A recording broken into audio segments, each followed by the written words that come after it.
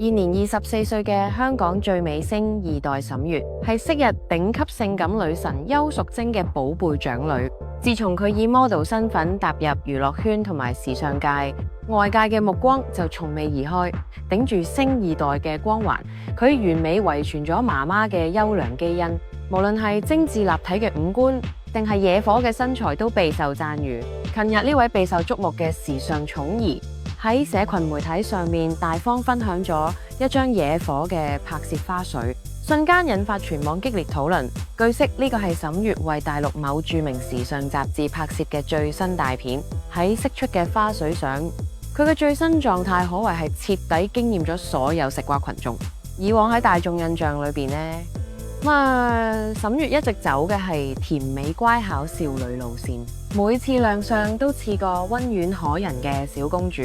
但今次呢，佢出人意料地一改昔日清純風格，大膽挑戰起半熟女嘅性感路線。照片中嘅佢舉手投足間散發出濃烈嘅成熟女人味，不論表情定係姿勢都充滿誘惑同嫵媚。最讓網友睇直眼嘅係其中一張極具視覺衝擊力嘅性感床照。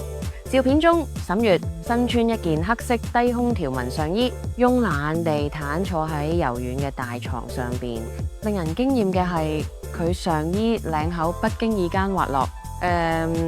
大方露出咗內搭嘅粉紅色吊帶 lace 內衣。呢種極具心機嘅穿搭方式，巧妙保留咗原本嘅少女甜美感，更將佢深藏不露嘅豐滿上圍展現得淋漓盡致。此外，佢仲將一雙白滑修長美腿隨意擱喺床上，成個畫面彌漫住性感氣息，同平日包得嚴嚴實實嘅乖乖女形象判若兩人。見到